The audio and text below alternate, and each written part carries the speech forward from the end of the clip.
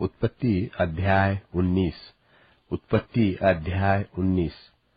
सांझ को वे दो दूत सदोम के पास आए, और लूत सदोम के फाटक के पास बैठा था।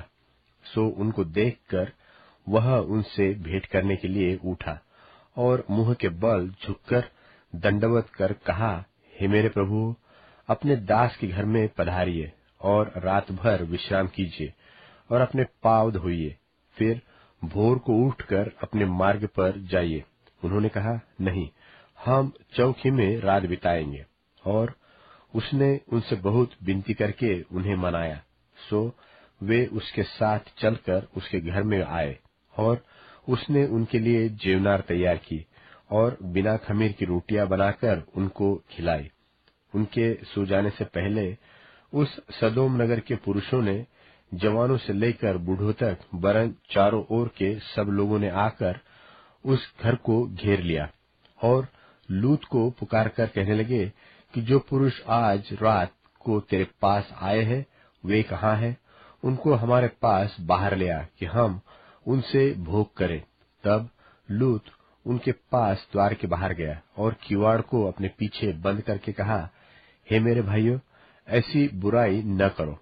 सुनो, मेरी दो बेटियां हैं, जिन्होंने अब तक पुरुष का मुंह नहीं देखा। अच्छा हो तो मैं उन्हें तुम्हारे पास बाहर ले आओ, और तुमको जैसा अच्छा लगे वैसा व्यवहार उनसे करो, पर इन पुरुषों से कुछ न करो, क्योंकि ये मेरी छत के तले आए हैं। उन्होंने कहा, हट जा। फिर वे कहने लगे, तू एक परदेशी होकर यहाँ रहने के लिए आया, पर अब न्यायी भी बन बैठा है। सो अब हम उनसे भी अधिक तेरे साथ बुराई करेंगे। और वे उस पुरुष लूत को बहुत दबाने लगे और किवाड़ तोड़ने के लिए निकट आए। तब उन पाहुनों ने हाथ बढ़ाकर लूत को अपने पास घर में खींच लिया और किवाड़ को बंद कर दिया। और उन्होंने क्या छोटे क्या बड़े सब पुरुषों को जो घर के द्वार पर थे अंधा कर दिया। सो वे द्वार को टटोलते टटोलते थक गए। फिर उन पहुनों ने लूत से पूछा, यहाँ तेरे और कौन कौन है? दामाद, बेटे, बेटियां, व नगर में तेरा जो कोई हो, उन सबों को लेकर इस स्थान से निकल जा, क्योंकि हम यह स्थान नाश करने पर है, इसलिए कि इसकी चिल्लाहट यहोवा के सन्मुख बढ़ गई है, और यहोवा ने हमें इसका सत्यानाश करने के लिए भेजा है। तब लूत ने निकलकर अपने दामादों को, जिनके साथ उसकी बेटियों की सगाई हो गई थी, समझा के कहा, उठो, इस स्थान से निकल चलो, क्योंकि यहोवा इस नगर को नाश किया चाहता है। पर वह अपने दामादों की दृष्टि में ठट्ठा करनेहारा सा जान पड़ा। जब वह फटने लगी, तब दूतों ने लूत से फुर्ती कराई और कहा कि उठ, अपनी पत्नी और दोनों बेटियों को जो यहाँ है ले जा, नहीं तो तू भी इस नगर के अधर्म से भस्म हो जाएगा। पर वह विलंब करता रहा। इससे उन पुरुषों ने उसका और उसकी पत्नी और दोनों बेटियों का हाथ पकड़ लिया, क्योंकि यहोवा की दया उस पर थी, और उसको निकालकर नगर के बाहर कर दिया।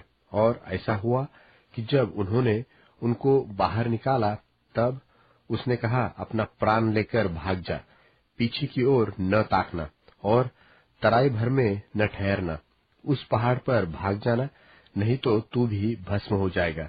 लूत ने उनसे कहा, हे प्रभु, ऐसा न कर।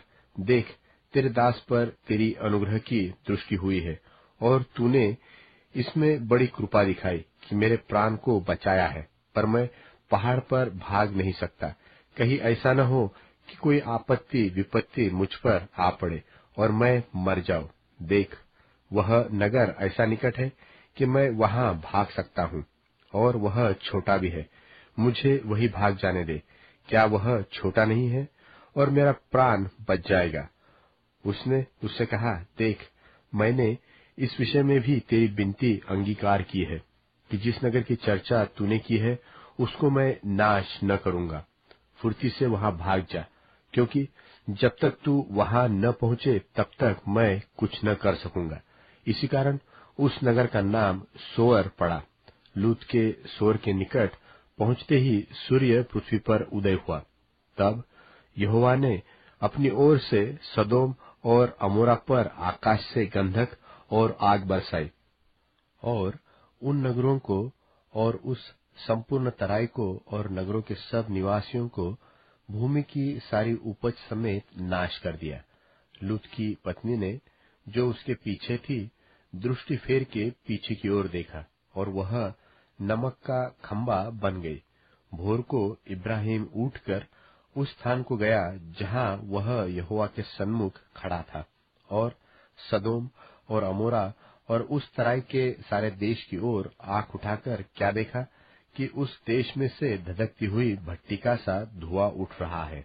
और ऐसा हुआ कि जब परमेश्वर ने उस तराई के नगरों को, जिनमें लूत रहता था, उलट पुलट कर नाश किया, तब उसने इब्राहिम को याद करके लूत को उस घटना से बचा लिया, और लूत ने सोर को छोड़ दिया और पहाड़ पर अपनी दोनों बेटियों समेत रहने लगा, क्योंकि वह सोर में रहने से डरता था।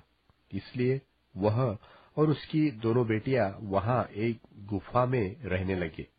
तब बड़ी बेटी ने छोटी से कहा, हमारा पिता बूढ़ा है, और पृथ्वी भर में कोई ऐसा मनुष्य नहीं जो संसार की रीति के अनुसार हमारे पास आए। सो आ, हम अपने पिता को दाखमधु पिलाकर उसके साथ सोए, जिससे कि हम अपने पिता के वंश को बचाए रखें। सो उन्होंने उसी दिन रात के समय अपने पिता को दाखमधु पिलाया। तब बड़ी बेटी जाकर अपने पिता के पास लेट गई, पर उसने न जाना कि वह कब लेटी और कब उठ गई।